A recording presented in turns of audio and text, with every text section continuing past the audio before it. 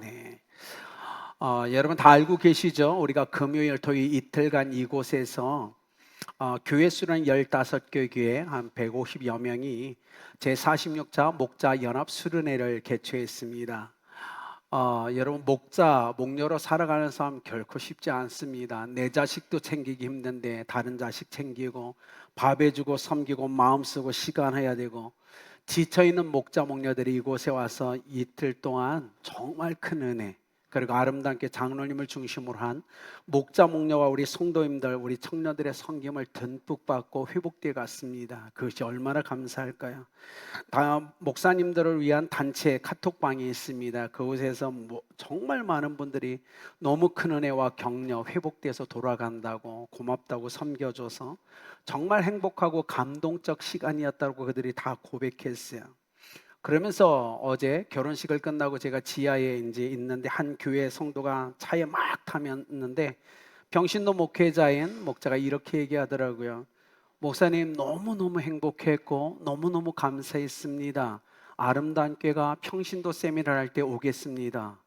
우리 교회 평신도 세미나 언제 할지 모르는데 그래서 하나님의 음성으로 들어야 되는지 고민을 했어요. 갑자기 순간 당황했어요. 하나님 때가 됐나요? 아름다운 교회가 평신도를 세미나를 이젠 개최해야 되나요? 한국가사원의 원장님이신 이경준 목사님하고 카페에서 잠깐 이야기를 나누는데 그러시더라고요. 아름다운 교회 저력 때문에 놀랬다고, 이 정도 교회가 실력 있고 능력 있는지 몰랐다고, 그러면서 내년 후반기에는 평신도 세미나를 개최해야 될 것 같다고 그러셨어요. 어쨌든 이번에 왔던 목회자들 또 사모님들 그리고 목자 목녀가 정말 아름다운 교회 정말 진한 그 섬김을 통해서 회복되어 가는 모습들을 보면서 참 감사하다. 그러면서 한 가지 하나님께, 하나님 우리 목자 목녀들도 좀 격려해 주시고 위로해 주십시오. 이들도 힘듭니다라는 기도가 나오더라고요. 어쨌든 이번에 우리가 섬기면서 이런 생각을 해봤어요. 하나님이 아름다운 길을 원하신다. 우리는 준비해야 되겠다. 앞으로 누군가를 또 섬기는데 계속 쓰임 받았으면 좋겠다는 생각을 해봅니다. 오늘 말씀을 좀 짧게 나누기를 원하는데요. 여러분 김진홍 목사님 아십니까? 둘의 마을 김진홍 목사님이 쓴 책이 있어요. 새벽을 깨우리도다. 그 새벽을 깨우리란 책이 아주 재미난 그 이야기가 하나 등장합니다. 어느 날 목사님이 깊은 잠을 자다가 딱 깼는데 어떤 한 사람이 칼을 목에 들이대고 돈을 달라고 얘기하는 겁니다. 목사님이 딱 보니까 동네 사람인 거예요. 누군지 다 알고 있었죠.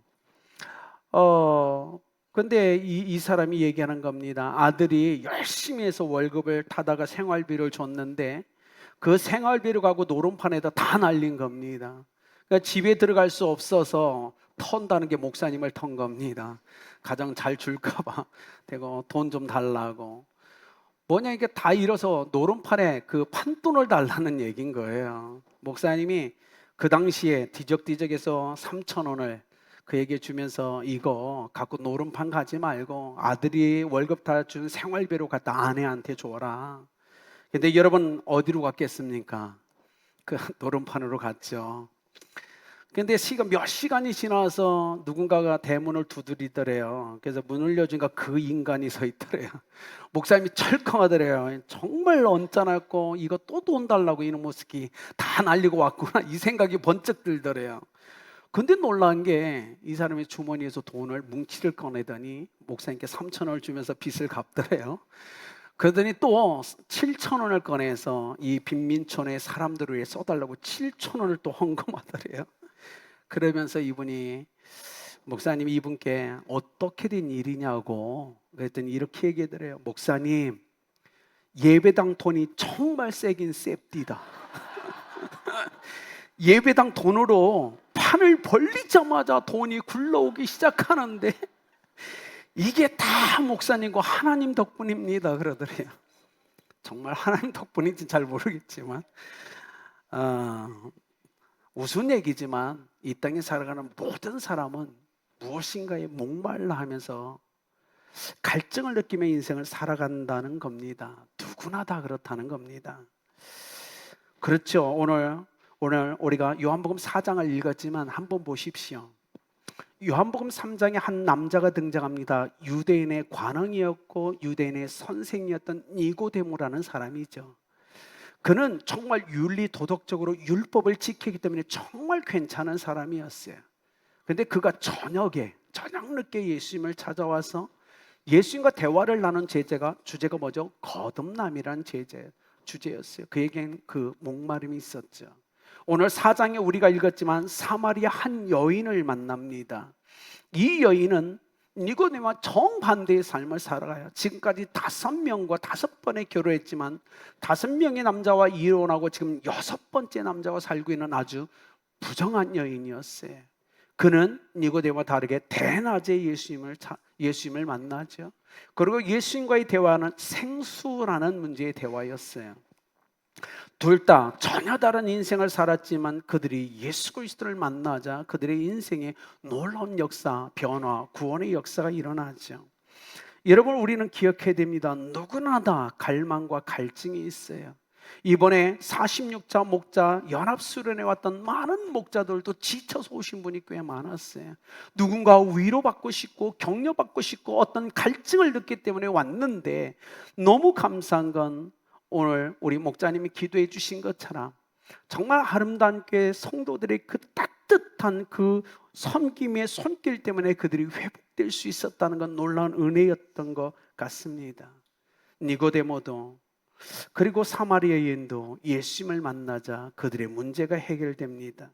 오늘 4절에 보면 이렇게 얘기하죠. 예수님이 사마리아를 통과하여야 하겠는지라. 이게 헬라어로 바로 에데이라는 겁니다. 에데이는 뭐냐면 어떤 목적으로 해서 반드시 그걸 해야 된다는 뜻을 갖고 있는 단어입니다. 즉 뭐냐면 예수님이 갈릴리를 향해서 가야 되는데 이 사마리아를 통과하여야 하겠는지라, 이건 어떤 뜻과 목적이 분명히 있었고 그 뜻과 목적을 통해서 반드시 뭔가를 이루어야 된다는 의미를 강하게 갖고 있었어요. 뭐죠? 하나님이 그걸 원하신다는 거예요. 사랑하는 여러분, 여러분의 인생도 동일하지 않습니까? 오늘 이 하여야 하겠느라, 에데이라는 단어는 성경에 좀 자주 등장하는데, 예수님이 십자가를 져야만 할 때, 예수님이 부활하셔야 될 때, 그리고 성도가 신앙의 길을 걸어갈 신앙의 삶에 에데이라는 단어가 자주 등장합니다. 이건 반드시 해야 되는 거예요. 그래서 우리가 얘기한 것처럼 예수님은 반드시 이 땅에 오셔야만 됐고, 반드시 우리를 위해 십자가에 죽으셔야만 됐고, 반드시 부활하셔야만 됐다는 게 바로 에데입니다. 그건 하나님의 뜻이었고, 하나님의 뜻을 반드시 이루어서 하나님께 영광 올려드리는 삶을 살았던 게 예수님의 삶이라는 거예요. 여러분, 오늘 그리스도인으로서 여러분이 반드시 해야 될 그 일은 무엇입니까? 우린 질문해야죠. 예수님은 수가성, 이 수가라는 성, 이 지역에 들어가서 그 여인을 반드시 만나야 돼요. 그것이 하나님의 뜻이고 그를 통하여 하나님의 영광을 드러내야만 되는 일이었어요. 그래서 예수님이 하나님의 그 목적으로 해서 그곳에 가게 됩니다. 오랜 시간 여행했기 때문에 너무 피곤했죠. 그 우물가에 앉아 있을 때 제자들은 먹을 것을 위해서 수가성 시내로 들어가고 홀로 그 안자리에 있었어요. 한 여인이 다가옵니다. 물을 깃기 시작하죠. 예수님이 그에게 한마디를 하죠. 그 물을 좀 달라고 요청합니다.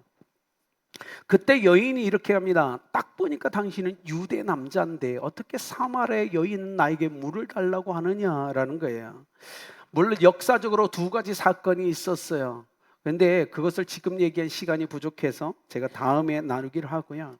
어쨌든 유대 남자인 당신이 어떻게 여기 오게 됐고 나한테 문을 달라고 하는가, 그런 불편했어요. 왜냐하면 유대인들은 이 사마리아 사람들을 너무 무시했거든요. 비웃고 조롱했거든요. 상대도 안 했거든요. 그래서 보십시오. 9절에 상종하지 아니하였다는 표현이 나옵니다. 여러분, 여기서 상종이란 단어가 뭔지 아십니까? 여러분 삶에서 어때죠? 저 인간 내가 상종도 하지 않아, 이런 표현 쓰지 않아요? 상종이란 뭐냐면 큰 그릇에 음식을 담아놓고 함께 가깝게 먹는다, 함께 가깝게 지낸다라는 표현이 상종이란 뜻입니다. 상종하지 않았다는 건 이제는 절대로 사마리아인들의 음식을 공유하거나 그릇을 함께 사용하지 않는다는 의미입니다. 여러분이 만약에 누군가에 나 이젠 저 인간 상종하지 않아라고 할 때 뭐예요? 이제 한 그릇에서 밥 먹지 않겠다는 뜻인 거예요. 상대하지 않겠다는 거, 이것입니다. 유대인과 사마리아인은 상종도 않는데 어떻게 당신이 나한테 물을 달라고 하느냐, 이 표현 쓰고 있는 거예요. 이 여인이 주님이 보시기엔 두 가지 문제가 있었어요. 하나는 생존의 문제와 함께 영적인 문제, 두 가지를 예수님은 정확히 보고 계셨죠. 아무도 없는 이 시간, 그 정오 12시, 한국 시간으로 정오 12시에 물을 들어온 이 여인, 사마리아인이라는 피가 흐르고 있는 이 여인이라는 성차별을 겪고 있는 이 여인, 남자들에게 시달리고 있는 이 여인은 너무 인생이 고단스럽고 수치스러웠어요. 그래서 어떡하죠? 사람들이 자신을 바라보는 그 시선이 자기에게 너무 큰 상처와 아픔이 됩니다. 여러분 생각해 보십시오. 한 동네 사는데 결혼을 그렇게 많이 했고 또 해줬다고 생각하셔서 사람들의 시선이 얼마나 따가웠겠어요. 말을 걸지 않습니다. 그리고 수군거립니다. 여인으로서는 감당할 수 없는 아픔과 고통이 있어요.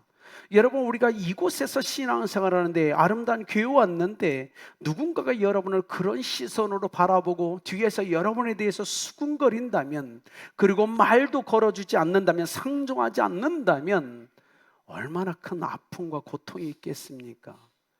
교회 오면 천국이라고 알고 있는데 교회가 갑자기 지옥이 되어버리는 이 상황이 벌어질 수 있는 겁니다.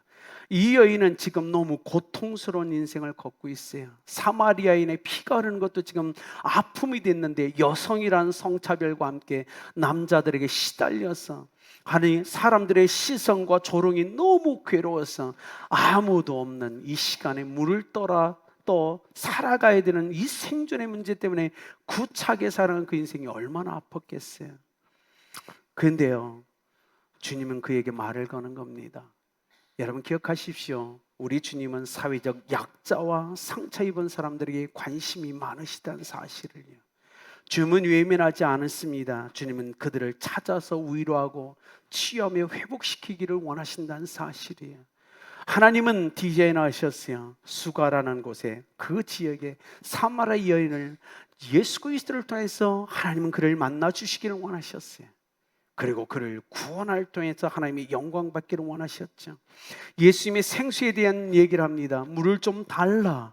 그랬더니 당신은 유대 남자로 어떻게 사마리아인 나에게 물을 달라 하는가? 그때 주님이 이렇게 합니다. 네가 하나님의 선물을 알았다라면, 두 번째 내가 누구인지 알았다는 두 가지 문제를 제시합니다.